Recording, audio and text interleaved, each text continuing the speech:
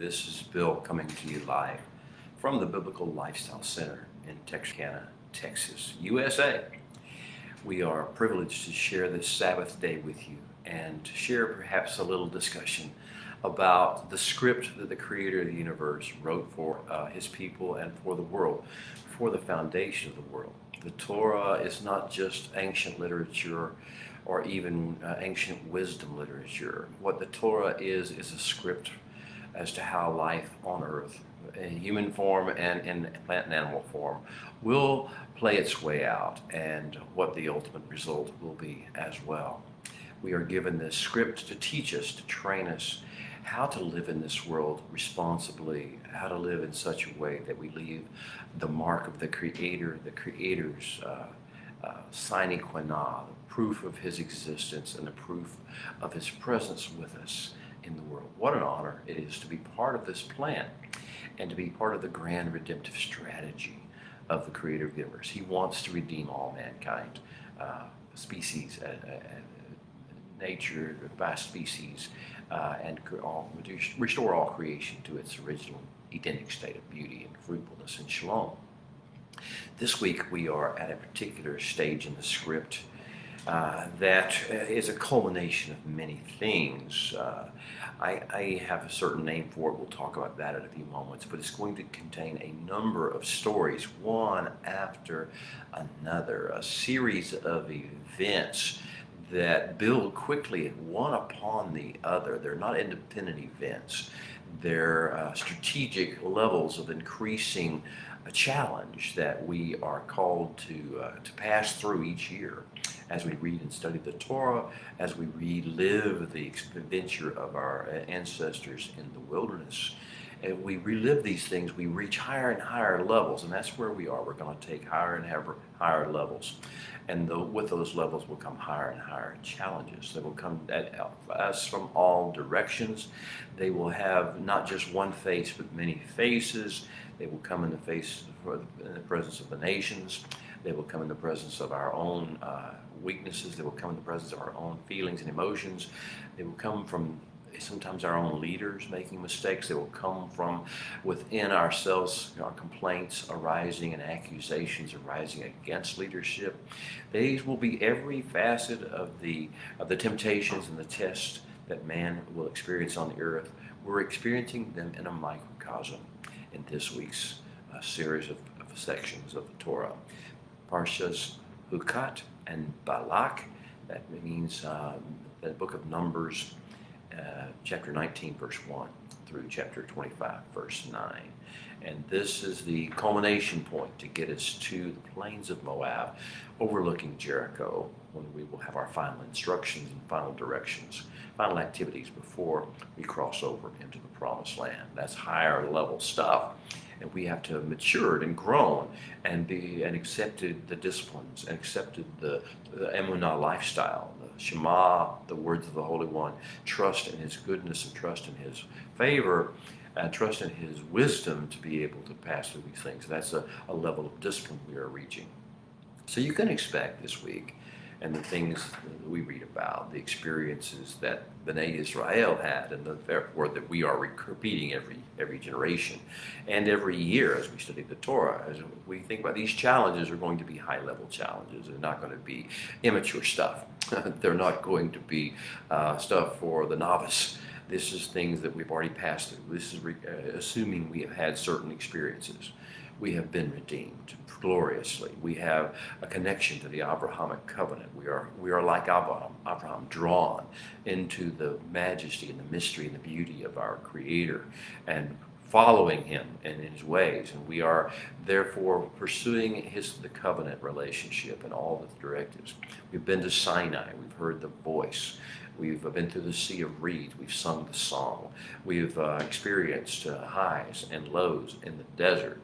We've felt tribal, and we've learned how to be submissive, surrendering our tribal mindsets and our clan identities and our personal interests and agendas to the greater good, the greater scheme, the greater plan of the Creator. One nation under one God instead of a bunch of independent diverse groups that have their own agendas and try to work together just for the sake of working together. No, this is the covenant people doing covenant things. So in Parsha Chukat and in Parsha Balak, we're going to reach those higher level tests and experience them. All these things are placed into the narrative of the Torah so that we will learn from them. We are not better than the people who experience these things. We're not more spiritual. We're not more intelligent. We're not wiser. We're not more advanced. No, to the contrary. We are in the same boat they are, and we are supposed to learn from their experiences rather than have to go through it ourselves and make the same mistakes. We are not to judge them. One generation should not judge another based upon what it thinks is its current level of either intelligence, information, or education, or morality. We should never judge another generation on the basis of what we think is our level of those things. Every generation has to deal with things as it comes up. The question for every generation is always one thing. Did you seek the will of the Holy One? To the extent you heard his voice speak, were you not only a hearer of his words, were you a doer of his words? Did you love his creation? Did you love him? Did you love the people that he created of all generations, of all nationalities, of all ideologies? Did you love the people, and did you show them the ways of the Holy One? Or did you do your own thing? Did you judge? Did you criticize? Did you accuse? Did you murmur and complain? What was the legacy you left behind for the generation to come? Before you judge another generation, a previous generation, make sure you're leaving something beautiful for the next generation. Okay, we're in Parsha Chukat. We begin with Numbers chapter 19:1. And the entirety of chapter 19 is, many people think it's strange. It's been said to be the most mysterious part of the Torah.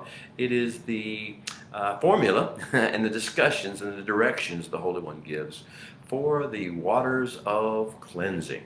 Well, if you have never needed cleansing, if you've never felt slimed by experiences or your own failures or betrayal by friends or by profanity and vile statements made by others, if you've never felt the need to be cleansed, if you've never felt slime, well, then you would not understand why the Holy One is putting into his Torah instructions for a waters of cleansing, for a process and a protocol whereby once we have been tainted by the sting, the slime of death, and it is particularly in regard to the uncleanness that comes with touching death or being exposed to death, that these waters of cleansing are given. We are not to be left in a state of uncleanness.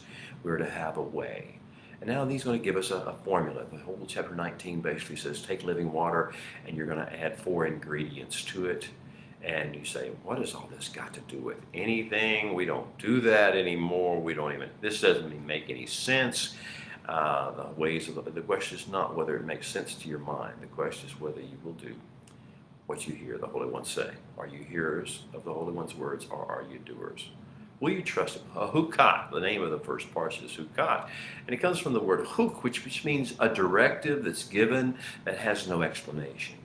The only reason you would follow or walk in such a directive, beloved, is because you trust the person who spoke it.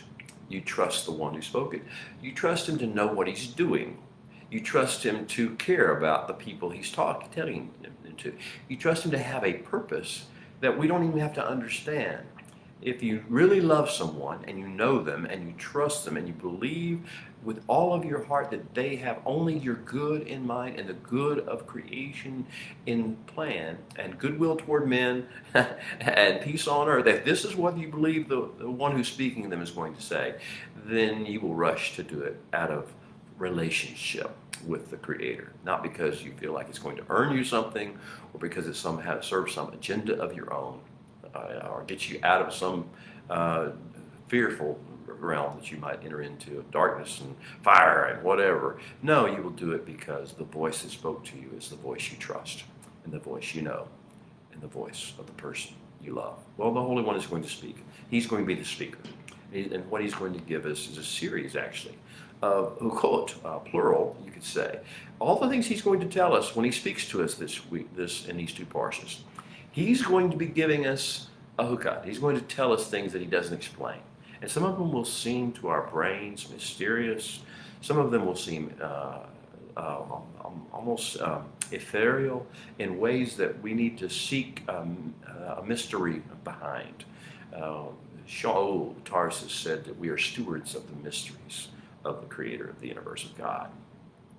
And that is what we do. We need to learn to be receivers of these mysteries and then stewards of them. And we learn to study to show ourselves approved in these mysteries, to find ways to apply them in real life. So what he says to do is take living water, add 4 ingredients. And we don't know yet why, but we're about to find out that this uncleanness of death is going to be all over us. Uncleanness of the things of death and associated with death are going to be all through the next series of challenges.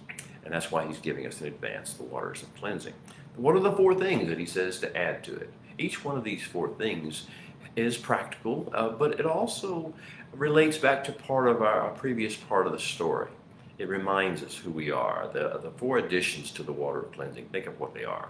The first is the ashes of a red cow, a red heifer. The para adma, as it's called in Hebrew, as it's written in the book. So we take the first item that we add to the waters of cleansing, the living water that flowed from the rock. We add to it the ashes of the red heifer, the red cow. Now, where have we seen a cow before? Oh, well, the one time that's very important to us, and you could think of others, but one time in particular, we think of the cow, we think of the calf, we think of the golden calf, and we think, oh my goodness, the calf, from what was the calf birthed? And of course, we understand this calf was gold, is molded out of the mind of Moshe, or the mind of Aaron, actually, in this process. But in reality, when you see the calf, we think of the cow, and the cow and the calf come together. So we see this issue of reminder of the golden calf, reminder that every sin concept, every sin construct that we encounter has a parent, has a lineage. It doesn't just happen. It comes about through generations. And so we see how the generations build toward these things. Well, we see the cow. The second thing we're to add is to the waters beyond the ashes of red heifer is cedar wood, a piece of a tree thrown into water. Where have we seen that before? Well, I hope you're coming awake if you know the Torah story very well. Back at Marah on our way out of Egypt before we got to Sinai. Oh, yes, didn't we have a place of bitter waters? And what was the cure for the bitter waters, for the bitterness that rose within us and the bitterness that was in the waters? The cure.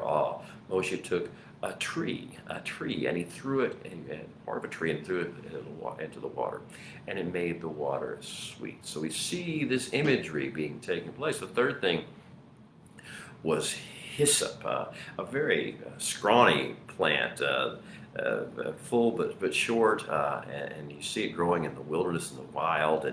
And where have we seen hyssop before? It is part of our redemption story, isn't it? Back in Egypt, back on the night of the firstborn's death in Egypt, didn't we take the hyssop in our hand? Weren't we instructed to take hyssop in our hand and use it, dip it in the blood of the lamb, and put it on the doorposts and lintels of our home? And wasn't it an essential part of our redemption story? So we had that, and then we have the ashes of the red heifer. We have the cedar wood, or the tree flown into the waters. We have the hyssop, and fourth we have scarlet dye, or red dye. The idea here is, and others translate it as being something dyed with red dye, naming a linen cloth thrown into the water. Where have we seen cloth dyed red before? Yes, in the tabernacle. As we were building the tabernacle, we were given this formula and this process for developing this dye that projected the imagery of heaven into earth, the heavenly beauty realm colors were brought down into earth in the form of the tabernacle, and the red dye was one of those things. There are other imageries you can conjugate or come up with red liquid, blood, or whatever the case may be, but I want you to think about how this fits into our grand redemption story. So the redemption story is told in the waters of cleansing. We see it referenced by all these different elements that go into the water. And of course, the water itself is the main issue. The main issue of our cleansing, of our being able to overcome and transcend our experiences, our encounters with death. The water is the key to that process. Now, of course, there is imagery of water being Torah. Torah is water. Torah is like the water of life to us, the living water that comes forth from the throne of the Holy One, the presence of God. Under his throne comes this river of living water. We see it from Genesis chapter 2 and the whole issue of the Garden of Eden. Coming out of Eden, he also a river to flow with four fountainheads. Now, but let's get back to the water. The water we have is the water from the rock that has been with us since Rephidim. Since before Sinai, we have been experiencing daily this water coming from the rock, this living water appearing for us supernaturally and miraculously, also a part of our grand redemption story. Without the water, there would be no redemption story. Without the water from the rock, there would be no redemption story at all. So we're here discussing these things, and the water of cleansing has to do with our redemption story being retold and being relived and thought of. All right, well, we get that beginning. Let me just tell you that this week is the week of our return to social and cultural relevance. We have been working our way back out of the wilderness toward human interactions again. Interactions with the nations. You know, we're called to the nations. So we were not designed or called out of Egypt to have a great experience in the wilderness only. Of course, we did have a great experience in the wilderness. We also had some frightening experiences in the wilderness.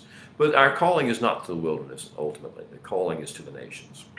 And to set up a beachhead in the land of promise from which we launch out into the nations, and not to persecute them, not to judge them, not to harm them, to be a light unto them, and to be able to be a model of the ways of the Holy One, of us, a teller of the story of redemption. We are storytellers. We are light bearers. We are testimony givers. We are those who testify of the goodness and the goodwill of the Creator of the universe toward mankind, not of his wrath. Now, that being the case, we are going to be returned to relevance. We must be introduced gradually back to human interactions and back to who the nations we will be dealing with are. So that's what's going to happen in this week after an extended season of seclusion in the wilderness when we felt like we could do our own thing. B'nai Israel, our ancestors, who are the patterns for us, is about to become relevant to the world again. That's a little frightening because the world doesn't always understand us. Matter of fact, most of the time the nations of the world misunderstand us greatly, misconstrue our intentions, our purpose, and are jealous and envious of us, and then develop the nature of hate or anti-Semitism toward us. This is our experience, and this is what's going to be foretold for us and patterned for us in the narrative of Chukat and Balak. We won't always handle that well either. We'll blame our leaders for that. We will blame ourselves for that. We'll blame each other for that.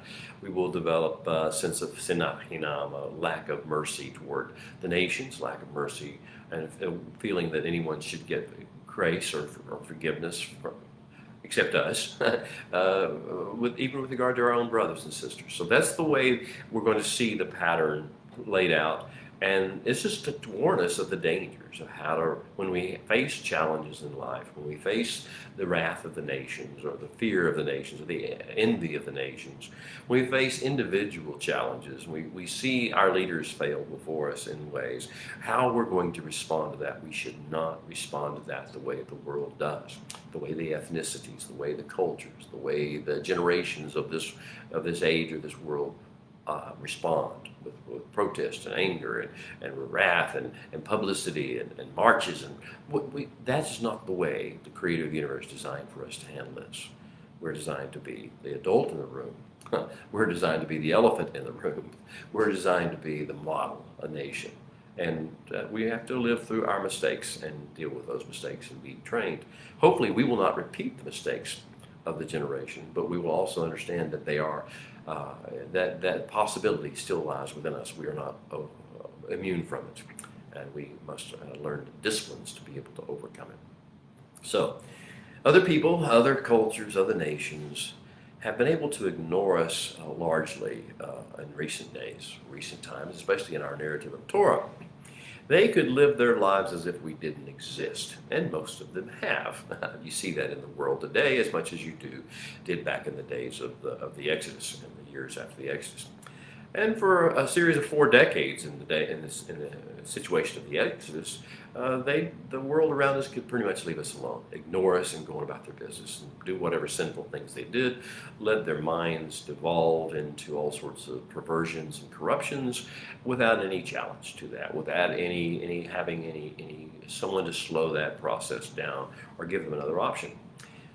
But that is about to radically change. There is a change afoot. We are being called forth to the stage.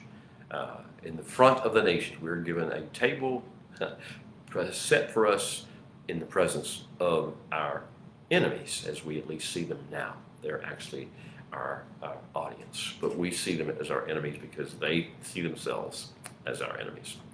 We are finally coming up from the wilderness. It is the season. It's your season, beloved. It's our nation's season to come up from the wilderness. Take a deep breath, because we need to come up leaning on the arm of our beloved, not coming up in a sense of self projection, trying to project our own will and ways onto other people.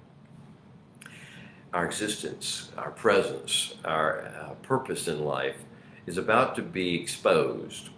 It will be misconstrued in many situations, but the world and the nations will begin to see we're real. The people of the Holy One, the people of the covenant, the people of Israel, the people of Yeshua, the people of Messiah, we are real. We are not a religion. We are not a philosophy. We are not an ideology. We're not a nationality. We are a model nation brought forth from the Creator of the universe himself, from all peoples, from all nations, like the children of Israel as they came out of Egypt with the mixed multitude from all the nations. Our existence is about to be made clear and known, and our presence is about to be felt. Take a deep breath, because we're not going to be kings. We're going to be servants. We're here to be models. We are to be known in nations. We are to be known in their villages, in their marketplaces, in their pasture lands, and in their palaces all over the world. This is phase 3 of His Majesty's Special Forces training protocols. The Holy One has some of the most incredibly dangerous missions and difficult assignments imaginable in mind for us. What would we expect? Would we expect to not be put into the thick of the battle? Would we expect not to be brought forth? If we're going to be his Am Segulah, his special treasure people, cherished people that he uses as an example of his power and his goodness, would we not expect to be put in those situations? Well, we will be. And we are to be in those situations his chosen ambassadors of light. There will be ups, there will be downs. We will learn invaluable lessons, usually by our mistakes. The Holy One is not sending us into the world to behave like cruel barbarians or arrogant theologians. He is not sending us out to be loose cannon jihadists. He is not sending us out to be arrogant conquistadors, much less colonizers. He is sending us into the world as sheep among wolves, just as Messiah was telling his disciples in chapter 10 in various different places in his discussions with them. So it was with the Holy One. He's sending us out into the world to be sheep among wolves. It is so in every generation. We are the sheep among the wolves. Now, I want to kind of discuss with you what need to be ready for. We need to be ready for seeing difficult things that our eyes do not want to see, things that our heart do not want to feel, emotions that our hearts do not want to feel. We will need to see things that will make us afraid, make us fearful, or tend to at least. We will see the opposition of mighty armies and tyrant kings. We will see the fruit of our own negativity. If we have been sowing lashon hara, negative speech, if we've been sowing complaint and murmuring into the world, if we've been sowing selfishness and a sense of entitlement into the world, if we've been sowing accusations against leaders into this world, then we will begin to reap that harvest. It will come in the form in our narrative of fiery serpents. We will have a season when the Holy One will send Nakashim Seraphim into our camp, and this will be like the harvest that we reap from sowing negative speech, because that's what the negative words are: accusations and barbs and insults. These are, and complaints and murmuring, they're like hot fire being dumped into the world and biting people, burning people as it touches them. Well, that's what we are going to reap back in the form of fiery serpents, and we'll have that experience. We'll also face mighty armies and tyrant kings. We will face traumas. We will face the fact of our generation, our fathers, our mothers, our older sisters and brothers, our kinsmen that we relied upon and respected to lead us. They will die. The generations, Miriam will die. Aaron will die. We'll find out that Moshe is going to die rather than lead us into the promised land eventually. We'll see a whole generation die. This is why we needed the waters of cleansing, right? He always sends the cure before he sends the disease. We will be surrounded by death. And death requires us not just to process the fact of our loss. It is our responsibility now. We are a generation supposed to rise up to take the place of the previous generation. If we lose a leader, someone must rise up, must transcend the grief and and now realizing that you're probably going to be the object of the complaint, the murmuring, and whatever. But for the sake of the King's plan, you're willing to do it. So we're going to face trauma, and we're going to have to learn how to keep going strong and how to prepare ourselves to go strong in the midst of those losses and persevere and survive and overcome and transcend and move on. Yes, beloved, you can persevere through these things. You can overcome. You can transcend, and you can move forward. And the plan of the Holy One to go forward in your life. Do not let your trauma or your tragedy or your history or your wounding that you've experienced in this life, any betrayal you've experienced, do not let that stop you. You're called to a higher purpose. But we're going to need a healthy level, a healthy dose of zeal and we're going to need intense loyalty to our King. And not to our agenda, not to our political theories. We're going to need to do that, and our dedication must be to our King and to his kingdom. Along with that, we will need discipline, wisdom, understanding, patience, endurance, tact, and self-control. We are to be the adults in the room, beloved. We cannot be emotionally responsive to all the things going around us. If we let our emotions control us, if we let them guide us, we let our heart guide us, we will be failures as the rest of the world is. We must let the words of the living God and the directions that he gives us guide us. Wherever we go, wherever he sends us, we are not to go as bulls in a china shop. We're not to go as prima donnas. We're not to go as glory hogs. We're not pirates in search of plunder in this world. We're not assassins sent to target our enemies or point out their flaws. We're not weapons of mass destruction, beloved. Heaven forbid. We are a kingdom of priests. We're like Aaron last week when he told the story. Though Aaron was the subject of all the negative accusations and the rebellion, they wanted his role. And Moshe's role, nevertheless, he stood in his position as king of priests, as a priest, high priest, and he went and interceded on behalf of even those who had said horrible things about him and tried to depose him from his position. See, we are to be bearers of good news, of mercy, of kindness, of grace, of forgiveness. This is our calling, and if this is not your calling, then you've heard the wrong calling. You haven't heard it from the Holy One. Well, we're going to deal with a strange juxtaposition, as it were, of miraculous deliverance, provision and protection, throne room adventures, wilderness endurance training, and tragedy and trauma. We're to go forth making sure that we engage each mission and each encounter that we have along the way with being wise as serpents, harmless as doves, because we are sheep among wolves. Chukat, first parsha of the week, chronicles the next to last leg of Gen X's journey from Paran, the wilderness of Paran, all the way up to the plains of Moab overlooking Jericho. Chukat describes our journey from trauma of what's happened with Korach's rebellion, the sin of the spies, the plague that took place after Korah's rebellion, all the things that have happened. The fact that the Holy One has told us that if we wanted to die in the desert, and rather than go in the land, that would be what would happen to us. We would have a whole generation will die in the desert. That trauma has taken place, and this Chukat gives us the narrative of our journey from trauma back to Tahora, to cleanness, to purity, to holiness, from corruption to kedusha, from reliance upon the rod and the sword and the angry rant to trusting the power of the calm voice and inspired words and phrasing of the Holy One. We are going to be learning some higher level lessons, that it is not about what power we show. It's about what tenderness and what gentleness of releasing the words and the calmness and the shalom of the Holy One into the world. We'll learn not to strike rocks. We'll learn not to spew negativity into the world. We'll learn not to overreact when people come against us negatively.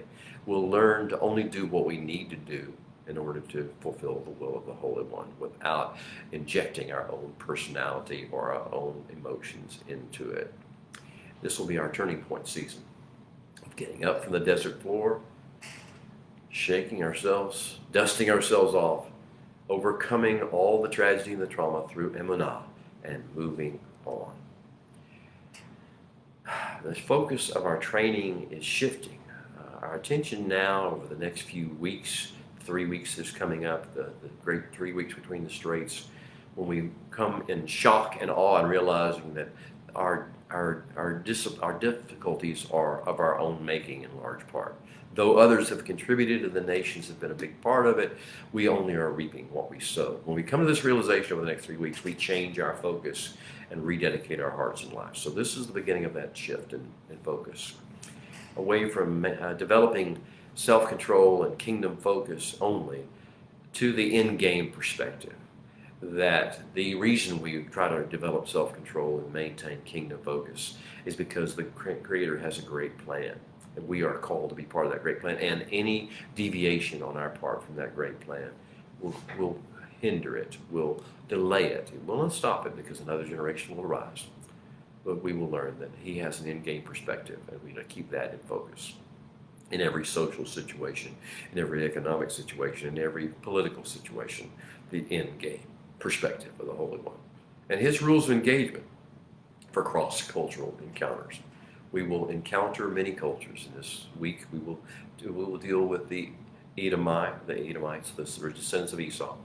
We will deal with the Amorites, Sihon and Og, and they will be very violent toward us. We will deal in these parshas with the Aradites, the people from the city of Arad, the Canaanite city, who will come and they will try to steal and take away, and they will take away and capture captives from us, like the kings of the north did to Lot and his family from Sodom. You understand, this is repeating this story. This is the age-old story of what life on earth presents to humankind, and we are going to be right in the thick of it, and we will have to deal with those folks. We will also deal with the Moabites and the Midianites and their conspiracy to hire Balaam, the prophet, from the north. Some people repute him to be the grandson of Laban, of the Aramite. And if that's the case, it has some interesting implications for what happened with the donkey and the wall, or the rock, the pile of rocks that the donkey ran into and crushed Balaam's feet against, if he was the grandson of Laban. Just think about what happened at Gilad. and the pile of stones, the heap of stones that was laid up, as a testimony of peace, of non-aggression, where the people of Levant would not come to the south beyond that pile of stones to cause damage, cause harm to Israel, to Yaakov. And likewise, the other way around, we would not go back on them. So, if you see where we're getting all these cross-cultural encounters, we're to follow the Holy One's rules of engagement. We're not supposed to do what we think is right or what we think is just. We're not supposed to wreak vengeance or anger or take out our. We're not supposed to murmur and complain against the nations or attack them. We are called to follow. If He tells us to do something, we're supposed to do it. He is preparing us, you see, to be relevant on a bigger stage, on the world stage again. Our eternal mentor and rabbi, the creator of the universe, has choreographed this series of encounters with prototypical pathologies of the nations. The nations have pathology. Each one of them does. Each culture is pathological. The Holy One is the one who trains us how to relieve the agony, the suffering, and the trauma of those pathologies, both for them and for us. But we're going to face arrogant and materialistic Edomites. We're going to face opportunistic erudites. We're going to face bloodthirsty Amorites. Oh, and we're going to face conniving, superstitious Moabites. And we're going to face opportunistic and dangerous, tricky Midianites.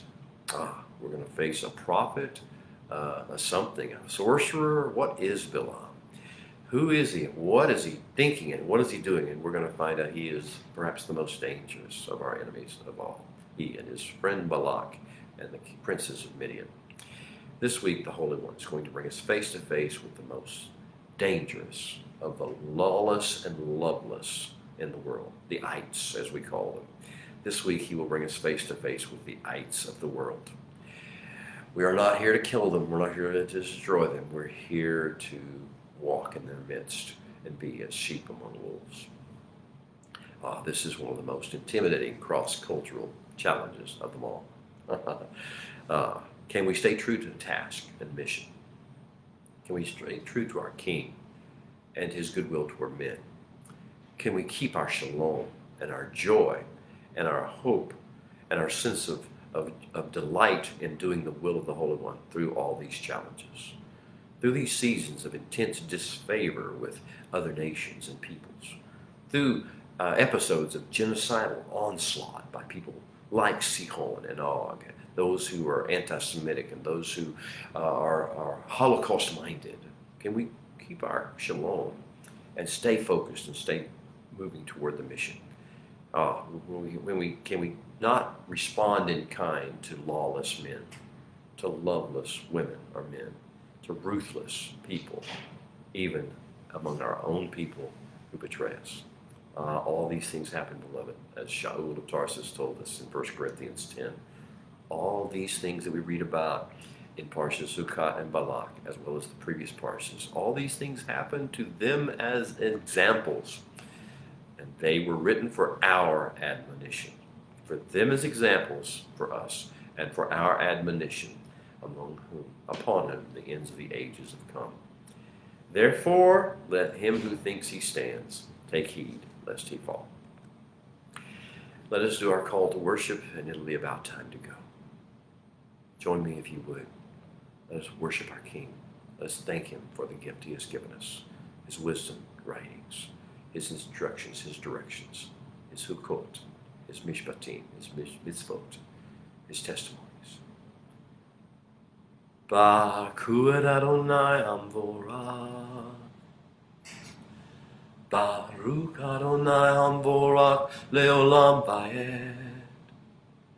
Baruch Atah Adonai Eloheinu Melech HaOlam Asher Bachar Banu Mikol Ha'amin V'natan Lanu Et Torato. Baruch Atah Adonai Noten HaTorah. And now, as we go to our separate rooms and study chambers, go to on about our business, may you open our eyes, O Holy One. we may see wondrous things in your Torah. For we are but strangers in the earth, so do not hide your commandments from us. Well, beloved, it's time for me to leave you. I hope you're going to your own fellowships or you're having your own personal private devotions and studies. Thank you for letting me be part of them. Thank you for letting me be part of your day.